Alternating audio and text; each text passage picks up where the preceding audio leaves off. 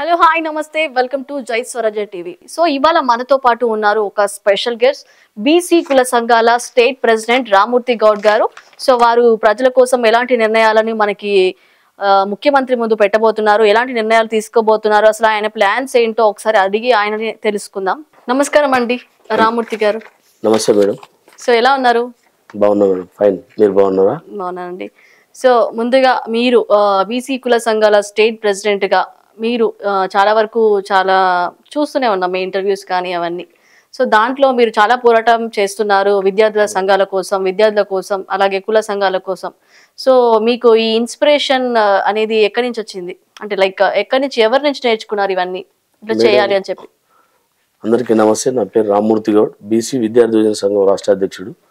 నేను గత 25 సంవత్సరాల సంచిగా విద్యార్థి ఉద్యమాలలో ఉన్నా, ఇప్పుడు యువజన ఉద్యమాలలో ఉన్నా, బహుజన జాతి కోసం నిరంతరం పోరాటం చేస్తూ ఉన్నా. ఎందుకంటే నా చదువు కూడా పిహెచ్డి, ఇప్పుడు LLM అయిపోయింది క్యాంపస్ ఉస్మానియా యూనివర్సిటీలో.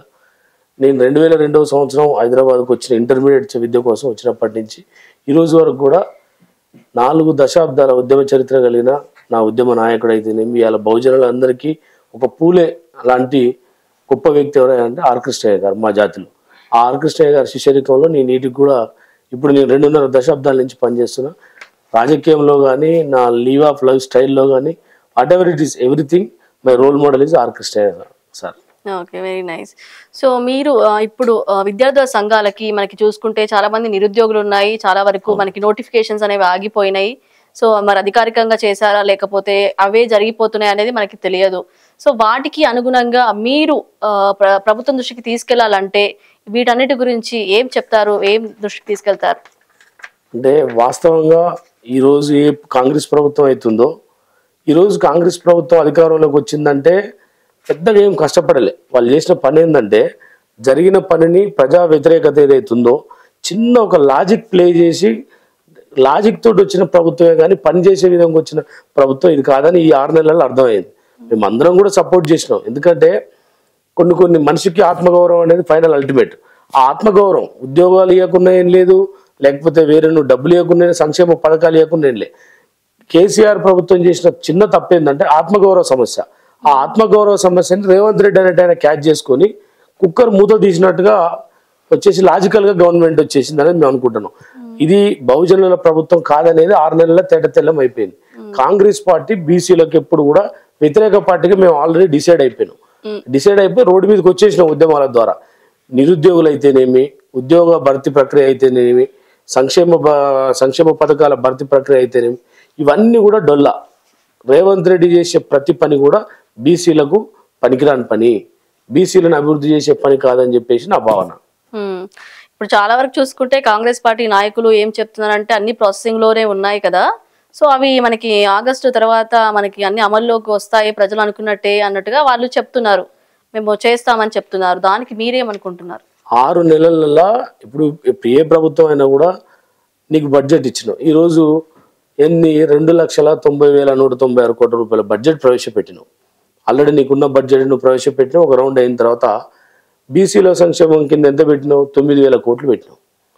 9,000 కోట్ల ఒక బడ్జెటా? నువ్వు ఎన్ని హామీలు ఇచ్చినావు?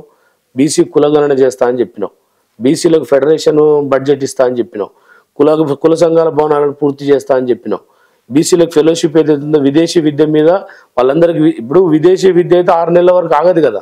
ఇంజనీరింగ్ అయిపోయిన పిల్లలు, ఆడ చదువుకుంటున్న పిల్లలకు వెంటనే పైసలు ఏంది వెనకకి తిరిగి రారు కదా. గురుకులాలకు మొత్తం ఏదైతుందో డిఎస్సి పూర్తి చేస్తా అని చెప్పినావు, 2 లక్షల ఉద్యోగాలు వేస్తా అని చెప్పినావు. కొన్ని యుద్ధ ప్రాతిపదికన చేయాల్సిన పనులు ఉంటాయి, వాటికి 6 నెలలు కాదు 6 రోజులలోనే చేయాలి. ప్రభుత్వం ఏదైతే కొన్ని డబ్బులతో ముడిపడి ఉన్న పనినేమో కొద్ది రోజులు టైం పడుతుంది, కానీ యుద్ధ ప్రతిపాదికన చేయాల్సిందంటే ఏంది? జూన్ అకాడమిక్ విద్యా సంవత్సరం ఉంటుంది. గురుకులాలలో ఇప్పటికి కూడా మొన్న చూసినాం, ఈ నేటికే ఎంతో మంది విద్యార్థులు చచ్చిపోయారు. పాముల పక్కన పడుకోవడం, పందులు గురుకులాలకు రావడం.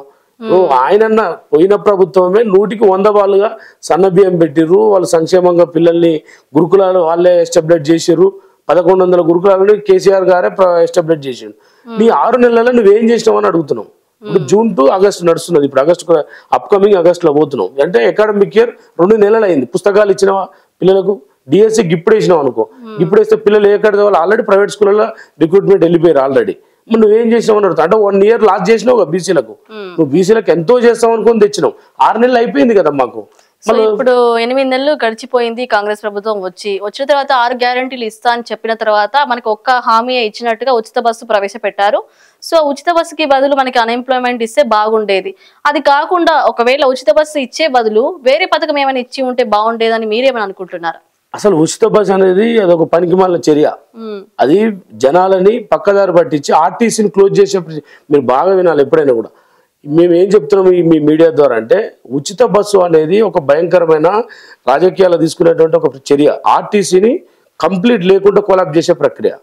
ఈరోజు ఉచిత బస్సు పథకం పెట్టిన తర్వాత దీనిపైన నష్టం వచ్చిందని చూపించి దాన్ని ప్రైవేట్ పరం చేయడానికి ఇది ఒక ప్లాన్. ఇది ఎందుకంటే ఇది ఎప్పటి నుంచి కాదు, ఈయన గురువు ఎవరైతున్నారో రేవంత్ రెడ్డి గారు గురువు చంద్రబాబు నాయుడు గారు, ఆయన ఉన్నప్పటి నుంచి కూడా ఇది ప్రైవేట్ పరం చేయాలనుకున్నాడు. ఎలక్ట్రిసిటీ అయితేనేమి, ఆర్టీసీ అయితేనేమి, ఏదైతే ఫెడరేషన్ కార్పొరేషన్స్ ఉన్నాయో ఈ కార్పొరేషన్స్ మొత్తం ప్రైవేట్ పరం చేసే ఒక చర్య.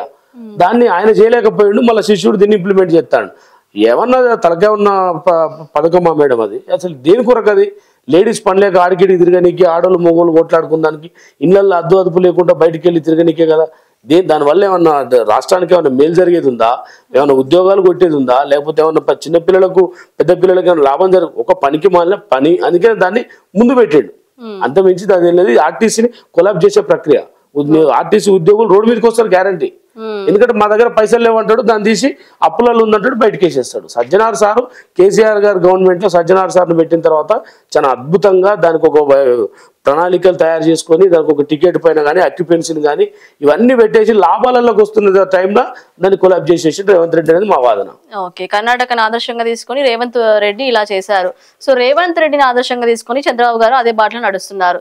సో ఇద్దరు కలిసి మనకి సేమ్ కలిసి చేస్తున్నారు అనే కుట్రలు లైక్ బయట అనేది వింటున్నాం మనం, నెగిటివ్ కామెంట్స్ ట్రోల్స్ వింటుంటాం కదా. సో దాన్ని మీరు సమర్థిస్తారా? అంటే ఈయన చేసేది కాదు, ఈయన గురువు ఆయనే. ఆయన ఆలోచనలే ఈయన ఇంప్లిమెంట్ చేస్తాడు. ఈయన ఆలోచనలు ఆయన ఇంప్లిమెంట్ చేయడానికి ఈయనకు అంత సీన్ ఏం లేదు. కేసీఆర్ గారి ఆలోచనలు ఎవరు ఇంప్లిమెంట్ చేస్తారో కానీ చంద్రబాబు నాయుడు ఆలోచనలు మాత్రం రేవంత్ రెడ్డి గారు ఇంప్లిమెంట్ చేస్తాడు. ఇలా కర్ణాటక గురించి మాట్లాడుకుంటే కర్ణాటక ప్రభుత్వం ఉన్నది ఆల్రెడీ నీళ్లు లేక 1000 ఫీట్లు 2000 ఫీట్లు పోతున్నాయి. ఎందుకంటే మానవ వనరులను కాపాడగలగాలి. మనిషి హ్యూమన్ బీయింగ్ లో మానవ వనరులు అంటే నీళ్లు, గాలి, నేల, కొన్ని పద్ధతులు పాటిస్తేనే అవి మనకు సహకరిస్తాయి ప్రకృతి. కర్ణాటక కాంగ్రెస్ ప్రభుత్వం తెచ్చుకురా ప్రజలు ఏం లాభం ఇవ్వాలి? నీళ్లు లేని పరిస్థితి, ట్యాంకర్లతోటి బిల్లింగ్ సాఫ్ట్వేర్ అక్కడ ఉన్నది ఏదైతే సెన్సెక్స్ కానీ bullion market, share market, Indian market దానిపైన బేసే ఉంటుంది. ఇలా మొత్తం కూడా కర్ణాటక వల్ల దేశానికి, భారతదేశానికి చెడ్డ పేరు వచ్చే పని అయింది. ఎవరు గవర్నమెంట్లో అయింది? కాంగ్రెస్ గవర్నమెంట్లో అయింది. గడిచిన ప్రభుత్వాలు పాలించినాయి. ఎప్పుడన్నా ఇట్లా జరిగిందా? జరగలే. ఇలా అక్కడ ఉచిత బస్సు అని పెట్టారు. ఆడప్పుడు కొట్లాడుకుంటారు ఆడవాళ్ళు మొత్తం చదువుకుని. ఇలా ఉచిత బస్సు వల్ల ఒక ఉద్యోగి టైంకు జీతానికి పోలేకపోతాడు. ఇలా ఉచిత బస్సు వల్ల ఒక మహిళా సోదరులు ఎవరైతున్నారో చదువుకునే సోదరులు ఇలా ఎగ్జామ్ ఉంది, ఆ ఎగ్జామ్కి వాళ్ళకి బస్సు దొరక 100 మందికి ఇలా ఎగ్జామ్ లాస్ అయిపోయారు. ఇలా ఉద్యోగాలకు పోలేకపోతారు, పరీక్షలు రాయలేకపోతారు, కాంపిటేటివ్ ప్రిపేర్ కాలేకపోతారు. ఏం పథకం అది? వాళ్ళ తలకాయ లేని పథకం, దిమాగ్ లేనాడు. అదేమన్నా పథకం ఆ కర్ణాటక కూడా అయినా, వీడైనా, రేపు వాడైనా ఇల్లు దద్దన్నలు కాకపోతే జనాలకు చేయాలంటే 100 రకాల పథకాలు ఉన్నాయి. మహిళలకు 2000 రూపాయలు 4000 రూపాయలు మహిళలకు ఇస్తా అని చెప్పినావు. గ్రాడ్యుయేషన్ మహిళలకు 2000 ఇస్తాను. వాళ్ళు చదువుకుంటారు కదా, డిఎస్ చేసినావు, వాళ్ళకి నెలకు 2000 ఇస్తే హాస్టల్ వెళ్ళు కదా. ఈ బస్సు తీసేసి గది పెట్టాలి కానీ ఇదేం పథకం? ఈ పథకం చెత్త పథకం, ఇది చెత్త ఆలోచన అని మేము అంటున్నాం. ఓకే, సో మనకి గత ప్రభుత్వంతో కంపేర్ చేసుకుంటే ఇప్పుడు కాంగ్రెస్ పార్టీ తెచ్చిన ఏమైనా ఉద్ధరించింది అంటారా? అసలు చెప్పినాక మేడం స్టార్టింగ్లే ఇది కంప్లీట్ గా ప్రజా సంక్షేమానికి సంబంధించిన ప్రభుత్వం కాదు. ఇంకా నీకు ఇప్పుడు కాంగ్రెస్ అనబడుతున్నాం కానీ ఆల్రెడీ వివరణ ఇవన్నీ మాకు రిపోర్ట్ వచ్చిన ప్రకారం కాంగ్రెస్ కొద్ది రోజుల్లో స్కామ్ గ్రీస్ కాబోతుంది ఏమైనా భయం అవుతుంది మా అందరికి. కాంగ్రెస్ కాదు, ఇది స్కామ్ గ్రీస్ గా తయారవుతుంది. అన్నలు, తమ్ముళ్ళు, కుటుంబ సభ్యులు మొత్తం కూడా కలిసి ఇప్పుడు పెట్టిన బడ్జెట్లో నువ్వు బీసీలకు ఎంత పెట్టి 9000 కోట్లు పెట్టినావు. ఈ 9000 కోట్లతోటి జనాభా ప్రతిపాదికన 60% మంది జనం మేము. 60% మంది ప్రజలు బతకాలంటే ఇలా తెలంగాణలో 3.5 కోట్ల నుంచి 4 కోట్ల మధ్యలో జనం ఉన్నారు. అంటే 2 కోట్ల ప్రజలకు 9 కోట్లు ఇచ్చేది నువ్వు భిక్ష వేస్తున్నావా? జాతి ఇవాళ దేశం కోసం, రాష్ట్రం కోసం కన్న కష్టాలు పడి వాటాలు పన్నుల రూపంలో, ట్యాక్సీల రూపంలో మేము పన్నులు కడితే రాష్ట్రం నడుస్తుంది, మేము పన్నులు కడితే దేశం నడుస్తుంది. మాకు రాజ్యాంగంలో రాసిపెట్టింది బీసీలకు సమాన వాటాకు కల్పించాలి. నువ్వేం చెప్పినావు? నువ్వు ఇలా ఎన్నికల ముందు బీసీలకు ఏమేమి హామీ ఇచ్చినావు? కులగణన చేస్తా అని చెప్పినావు, ఇలా గురుకులాలు నిర్మిస్తా అని చెప్పినావు, బీసీలకు ఏదైతే ఉందో కార్పొరేషన్ పెడతా అని చెప్పినావు, నూతి శ్రీకాంత్ అని చెప్పి ఒక ఆయన చైర్మన్ చేసినావు, నూతి శ్రీకాంత్ ఇచ్చినావు, ఆయనకు సీట్ ఇచ్చినావు, కూర్చున్నానికి రూమ్ ఇచ్చినావు. ఈ బడ్జెట్ పెట్టినావా? ఈ 9,000 కోట్లలో ఎంత దాన్ని? ఈ 9,000 కోట్లు తీసుకుపోయి కార్పొరేషన్ అంటే ఇవాళ 130 కార్పొరేషన్లు కూర్చుంటుంది. నువ్వు కులానికో కార్పొరేషన్ పెట్టినా కూడా నువ్వు ఇవాళ 130 కోట్లలో రావాల్సిన దాన్ని 9,000 కోట్లు పెడితే ఎట్లా? ఓకే, దీన్ని ఏం చేద్దాం అనుకుంటున్నావు? దీన్ని బట్టి మనకి రేవంత్ ప్రభుత్వం ఇప్పటి వరకు 100%లో ఎంత వరకు సఫలమైంది, ఎంత వరకు విఫలమైంది? ఈ రోజు ఇప్పుడున్న దానికైతే ఈ 6 నెలల రేవంత్ రెడ్డి ప్రభుత్వంలో 80% విఫలమైంది. 20% అది కూడా నవ్వుకు జోకర్గా జోక్గా అయ్యే బస్సు ఒకటి సఫలమైంది. ఆయనకు ఒక నవ్వుకుందానికి ఒక జోకర్గా పనికి వస్తుంది గవర్నమెంట్. ఈ 6 నెలల చూస్తే కానీ ఇది గవర్నమెంట్ చేసే పని కాదు. ఎందుకంటే స్వతహాగా ఇప్పటి వరకు ఒక ఉద్యోగ నోటిఫికేషన్లు కూడా ఇవ్వలే. ఇవన్నీ కూడా కేసీఆర్ ఇచ్చిన ప్రభుత్వంలో ఇచ్చినటువంటి నోటిఫికేషన్లే. ఆయన నోటిఫికేషన్లు ఇచ్చి పరీక్షలు పెడితే నువ్వు రిజల్ట్స్ ఇచ్చినావు. నేను అడుగుతున్నా కాంగ్రెస్ పార్టీ, నువ్వు ఇప్పటి వరకు ఎన్ని ఉద్యోగ ప్రకటన చేసినావు అంటున్నా. జాబ్ క్యాలెండర్ వేస్తానని చెప్పినావు, జాబ్ క్యాలెండర్ వేసినావా?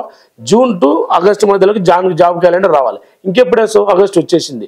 జాబ్ క్యాలెండర్ వేయలేదంటే నువ్వు ఈ ఇయర్ అయిపోయినట్టే కదా. 2024-25 విద్యా సంవత్సరం అయిపోయినట్టే. జాబ్ క్యాలెండర్ వేయలేకపోయాడు. కానీ ప్రజల స్పందన ఎలా ఉంది అంటే, కాంగ్రెస్ పార్టీ రేవంత్ రెడ్డి ముఖ్యమంత్రిగా ఉన్నప్పుడు ఇప్పుడు ఉంటున్నారు కదా, సో దీనికి ఆయన చాలా వరకు మంచి చేశారు. అప్పట్లో గత ప్రభుత్వంతో కంపేర్ చేసుకుంటే ఇప్పుడు కేసీఆర్ గారు ఇంత ముందుకైతే పట్టించుకోబోయేవారు, అసలు వచ్చినా గానీ అసలు కలిసే వాళ్ళు కాదు అనేటోళ్ళు. ఇప్పుడు రేవంత్ రెడ్డి వచ్చిన తర్వాత అందరినీ, ప్రతి ఒక్క నాయకుడిని దగ్గరికి తీసుకొని వాళ్ళ సమస్యలను తీరుస్తున్నారని అయితే బయట అంటున్నారు. మరి ఇది మీరు ఎప్పుడైనా ఫేస్ చేశారా? వెళ్ళినప్పుడు ఆయన వ్యక్తిత్వం ఎలా ఉంది? ఇప్పుడు 2 పాయింట్లు మేడం. ఒకటి, ప్రభుత్వం రావడానికి గల కారణాలు, ప్రభుత్వం పోవడానికి గల, గత ప్రభుత్వం పోవడానికి గల కారణాలు. ఇక్కడ మాలాంటి అనాలిసిస్ట్ మేము ఆలోచించుకునేది ఏంటంటే, వాస్తవంగా తెలంగాణ పీపుల్ ఆత్మగౌరవం గల ప్రజలు. తెలంగాణలో కేసీఆర్ చేసిన బ్లెండెడ్ మిస్టేక్ ఏంటంటే ప్రజలను కలవకపోవడం. తెలంగాణలో ప్రజలను కలవకపోవడం, సరైనటువంటి సమాచారాలు ఇవ్వకపోవడం. కేసీఆర్ 100కు 90% పథకాలు పూర్తి చేసిన ప్రజలకు. ఆయన సంక్షేమ పథకాలు ప్రజలకు అందినాయి.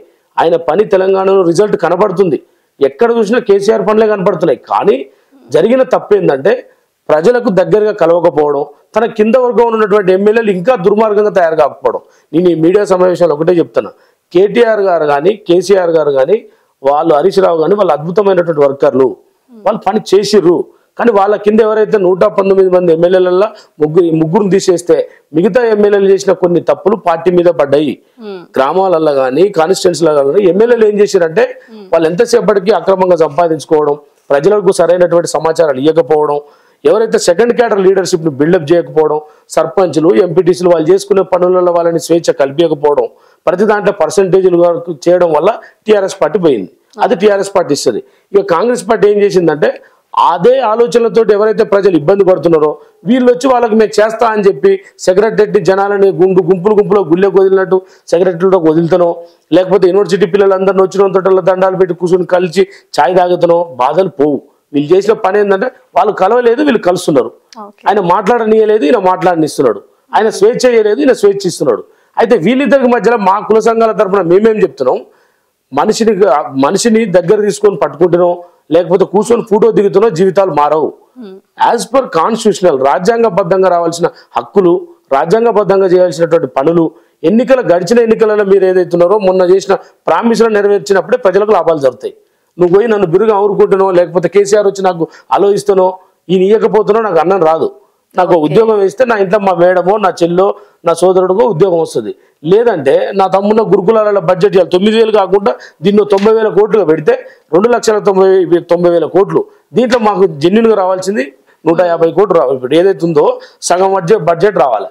ఆ బడ్జెట్ వస్తే మా తమ్మున్నకు గురుకులాల బదులు ఏసీ క్లాస్ రూమ్లు వస్తాయి, ఏవో డిజిటల్ క్లాస్ రూమ్లు జరుగుతాయి. ఉద్యోగ ప్రక్రియ ప్రిపేర్ అయ్యేదానికి మంచి సన్నబియ్యం 3 పూటలు దొరుకుతుంది. జ్యూస్ తాగుతాడు, ఇంగ్లీష్ మీడియంతో చదువు ఉద్యోగాలు కొడతాడు. నాకు వచ్చి నువ్వు ఆలోచిస్తానో లేకపోతే నువ్వు దండిస్తున్నావు నాకేం వస్తుంది? సో ఆఖరిగా ఇప్పుడు మనకి లాస్ట్ లో చూసుకుంటే, ఇప్పుడు మనకి కేటీఆర్ గారు ఉన్నప్పుడు, గత ప్రభుత్వంలో ఉన్నప్పుడు ఐటీ ఎంప్లాయీస్ కి తను హెల్ప్ చేశాను అని చెప్పేసి రివ్యూస్ అయితే మనకి స్టూడెంట్స్ నుంచి విన్నాము. అతను కూడా స్వయంగా చెప్పారు. సో మనకి కాంగ్రెస్ పార్టీ వచ్చిన తర్వాత ఇప్పుడు మనకి ఐటీ ఎంప్లాయీస్ గురించి ఎవరు బాధ్యత తీసుకుంటారో లేదో తెలియదు, కానీ ప్రజల స్పందన అయితే బాగా లేదు. సో దానికి యాజ్ ఏ మీరు ప్రెసిడెంట్ గా మీరు ఏమనుకుంటున్నారు? ఏది న్యాయం చేసింది, ఆ ప్రభుత్వమా ఈ ప్రభుత్వమా? ఒక విద్యార్థి యూత్ లీడర్ గా మాట్లాడుకుంటే I'm one of the person of technology field. నేనేమంటున్నా అంటే కేటీఆర్ గారి గవర్నమెంట్ లో ఈ ప్రపంచ దేశాలు తెలంగాణ వైపు చూసే విధంగా కేటీఆర్ గారు చేసిండు ఖచ్చితంగా. దానికి మనం అందరం కూడా కళ్ళతో చూసినాం. ఎందుకంటే ఎన్నో వేల కోట్ల బడ్జెట్ పెట్టేసి ఎన్నో కొత్త కొత్త ప్రాజెక్టులు, షేర్ మార్కెట్, బులియన్ మార్కెట్ని శాసించే విధంగా హైదరాబాద్ పిల్లలు తయారు చేశారు. కాంగ్రెస్ వాళ్ళు అంటే సింపుల్గా చెప్పాలంటే వాళ్ళు నిరక్షరాస్యులు. నేను ఏమంటానంటే ఇది తప్పకుండా ఇది హైలైట్ వర్డ్ అవుతుంది, నాకు తెలుసు. అది నేను వాళ్ళకి సమాధానాలు కూడా చెప్పడానికి సిద్ధంగా ఉన్నా. ఎందుకంటే ఇవాళ ఇంజనీరింగ్ చదివిన విద్యలో ఒక్కరికి కూడా ఉద్యోగ అవకాశాలు లేక పట్టాలు పట్టుకొని తిరుగుతారు. ఇలా కనీసం ఆ ఇంజనీరింగ్ చేసిన వాళ్ళకి సాటిస్ఫాక్షన్ లేక కాంగ్రెస్, మనం ఇప్పుడు హైదరాబాద్లో ఉద్యోగం రాకపోతే ఏడికి పోతాం మేడం? బెంగళూరు పోతాం. బెంగళూరులో ఏ గవర్నమెంట్ ఉంది మేడం? కాంగ్రెస్ గవర్నమెంట్ ఉంది. హైదరాబాద్లో ఏ గవర్నమెంట్ ఉంది మేడం? కాంగ్రెస్ గవర్నమెంట్ ఉంది. ఈ రెండు తప్పితే నార్త్ ఇండియన్స్ మనం రానియరు. బెంగళూరు అంటే మనం అందరం కూడా దక్షిణ భారతీయులం కనుక మనకు లిఫ్ట్ ఇస్తారు వాళ్ళు. ఇలా ఢిల్లీకి పోతే నార్త్ వాళ్ళు మనం రానియరు వాళ్ళు. అరే వీళ్ళు తెలుగు వాళ్ళు అని చెప్పేసి అటు ఇటు కాంగ్రెస్ గవర్నమెంట్ వచ్చినందువల్ల ఎవరైతే ఐటీ ఫీల్డ్ సర్వనాశనం పోయింది. ఏ ఇంజనీరింగ్ కానీ ఎంబీఏ ఎంసీఏ చదివిన విద్యార్థులకు ఉద్యోగాలు లేక ఆఖరికి వాళ్ళు జేఎల్గా చిన్న 8,000 10,000 చేయాల్సిన పరిస్థితి వస్తుంది. ఈ 5 సంవత్సరాల ఇంజనీరింగ్ 5 సంవత్సరాల ఒక బ్యాచ్ వెళ్తుంది బీటెక్. వాళ్ళందరూ కూడా నాణ్యమైన విద్య ఉండదు, నాణ్యతమైన ఉద్యోగాలు ఉండవని నా భావన. సో ఇప్పుడు మీరు చెప్పింది చూసుకున్నట్లయితే గత ప్రభుత్వమే ఇప్పుడు కేసీఆర్ గారే ఉంటే మనకి వేరే స్టేట్లకు వెళ్ళి జాబ్ కోసం వెతుకోవాల్సిన పని ఉండదనేది మీ ఇంటెన్షన్ గా నాకైతే కనిపిస్తుంది. సో ఈ కాంగ్రెస్ పార్టీ ఉండడం వల్ల మనం వేరే స్టేట్ కి వెళ్ళినా కానీ జాబ్లు అక్కడ రావు, ఇక్కడ రావు, ఎక్కడ రాకుండా అయిపోతున్నాం అని చెప్పేసి మీ ఇంటెన్షన్ అనేది నాకైతే అర్థమవుతుంది. సో ఇప్పుడు మీరు అనుకున్నట్టుగా ఇప్పుడు ప్రతి ఒక్క ఐటీ ఎంప్లాయీ కావచ్చు, నిరుద్యోగులే కావచ్చు, ప్రతి ఒక్క కుల సంఘాలకి, ప్రతి ఒక్క కులాలకి మీరు అనుకున్నట్టుగా మంచిగా మీరు రేవంత్ రెడ్డి దగ్గరికి నిర్ణయాలను తీసుకెళ్లి ముందు మంచిగా అమలు చేయాలని అయితే మేమైతే హార్ట్ఫుల్ గా మా ఛానల్ నుంచి కోరుకుంటున్నాము. Thank you so much. So చూసారు కదా ఫ్రెండ్స్, ఇది ఇవాల్టి మన special episode with special guest BC కుల సంఘాల state president Rammurthy Goud. So ఆయన అనుకున్నట్టుగా ఆయన ప్రజల కోసం పోరాడుతున్నటువంటి వ్యక్తి. సో ప్రభుత్వం ముందుకు వెళ్ళి తను అనుకున్నటువంటి నిర్ణయాలన్నీ కొనసాగాలని మనస్ఫూర్తిగా కోరుకుంటూ, సో చూసారు కదా ఫ్రెండ్స్, ఇది ఇవాల్టి మన స్పెషల్ గెస్ట్ తో స్పెషల్ ఇంటర్వ్యూ. మరో ఎపిసోడ్ తో మళ్ళీ కలుద్దాం. అంతవరకు సెలవు. నమస్తే.